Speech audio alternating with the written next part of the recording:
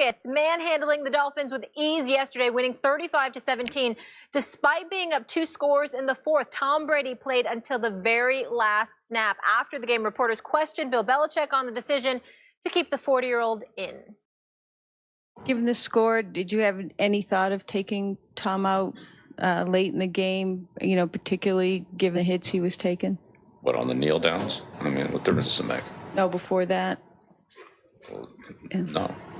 I mean, it's easy for you to sit there and say the game's out of hand. I mean, if you watch games in the National Football League, a lot can change in a hurry. So the only time I think the game's in hand is when they're not going to have enough possessions to get the number of points that they need. So sorry, we just see that one totally differently. Belichick not seeing eye to eye with the reporter there. Max, did he make a mistake keeping Brady in the game? Yes, he did. And let me say, Bill Belichick's the greatest coach of all time, NFL coach of all time. Not close. I don't think it's close. And I think it's generally a good idea to defer to his judgment. However, in this case, he's wrong. Tom Brady is at the age where he is more likely to be hurt. Not only has he taken a lot of hits this season, and those hits add up over the course of a career. But as you get older, you get more brittle, and you're more likely to suffer a catastrophic injury on a hit.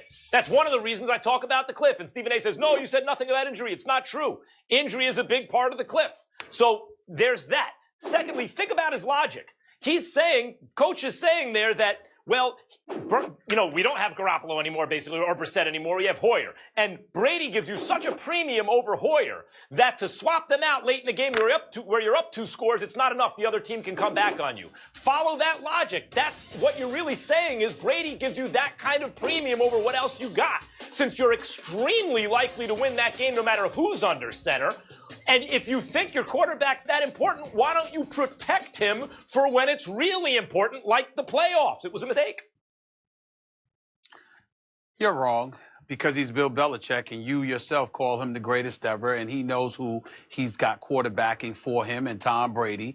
He's tied for the most hits. I mean, this is the most hits he's taken since week 3 against the Texans. I think he had 7 against the Panthers. Chiefs had him 6 times. Tampa Bay had him 6 times. Saints had him 5. Chargers had him 5. He's not usually subjected to this amount of punishment, but you might be better suited to deal with it if you condition yourself to deal with it a little bit better. Miami's a very physical team. They go after him. He was hyped about playing against them. He wanted to be up in there. The coach, who happens to be the greatest, according to you, let it happen. I've got no problem with it whatsoever. We don't get into the conversation about the cliff, because all you do is make excuses about that anyway, and I'm not interested in hearing them because we're about to get off the air. So goodbye. Bye, Stephen A. Bye, Max. Bye, everybody. You all have a lovely day. We'll see you in the morning. Antonietta, thank you. Yeah, a lot of coaching changes there, but we need to talk about the Bears. They were not feeling it, thinking the Eagles were doing too much. Ryan Clark is back with us. Stephen A., have the celebrations gone a little too far? We're seeing the choreographed group dynamic there at the end.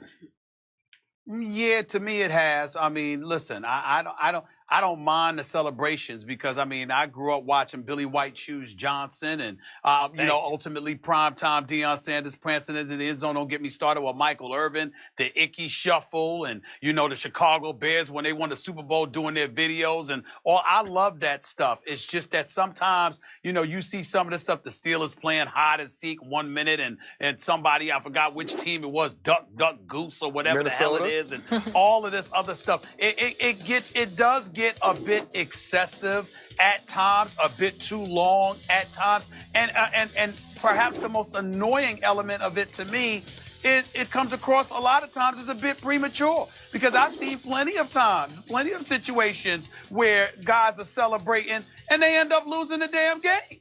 And I just say to myself, listen, I've always thought that the NFL was a bit excessive with its rules. I thought it was a bit ridiculous, their controlling tendencies and all of that stuff. So I applauded them getting rid of their prohibition on the celebrations. I really, really do. But in the flip side, you see some of it, not all of it, but you see some of it, and you can understand at that particular moment why some of the damn rules were in place to begin with, because I do think these guys get a little bit extra with it. But again, I like some of them. Travis Kelce, I love seeing when he scores a touchdown. The Philadelphia Eagles, they were hilarious. I loved it. And they got a right to be celebrating. They won their last 3 games by at least 28 points. And I get it. But some of it is excessive. Some Don't of walk it's it excessive. back. Don't walk it back. Whoop, whoop. Fun, please. Please pull your game over and turn off your celebration. Stephen A. Smith. Some of it's you so like corny, White man. Shoes Johnson, right? Like you Corny. like all those celebrations back in your day, but nowadays it's gone too far. Look, some of the celebrations are corny. Some celebrations have always been kind of corny. Do they overdo it? Do they hit every time? No, not every SNL skit hits every time either. Some of them don't work, but the celebrations are great. And for you to sit there and say you like the way they celebrated in the old days, but not today, you're just turning into a cranky old-timer, Stephen A. Smith. Every generation, it's the same thing. Things change. It evolves. They're just having a good time. The fans like it. It's like a way to be, it's a form of self-expression, and in fact, a group expression. It's all wholesome and fun. I mean, once upon a time, the argument against it was, well, it's lewd. This is family entertainment. They're doing stuff that's like family appropriate now, and you still got a problem with it? Let the guys have some fun, for crying out loud, Stephen A. Smith. First You of were all- young once. Well, first of all, my little gray-headed friend, my little gray-bearded God. friend, at least I accept the fact that I'm old school instead of somebody that's trying to hold on to my youth when you really let it go years guys, ago. here it At is, least I'm guys. being That's the honest way it about goes. it. I'm Listen, old school. America. I'm young at heart, Stephen America. A. Not really true. Now America knows what I've known since Max came to the show. Max is way cooler than Stephen A. is. For those of you who haven't seen the rap video, y'all just didn't know it. Y'all thought Stephen A. That's your was, definition of y'all cool thought because he can rap Stephen a little bit? Y'all thought Stephen A. was the cool guy. It's Max. Stephen A. is an very old fuddy-duddy. He's the dude when you're listening to the rap music that say, now the OJs, that was real music.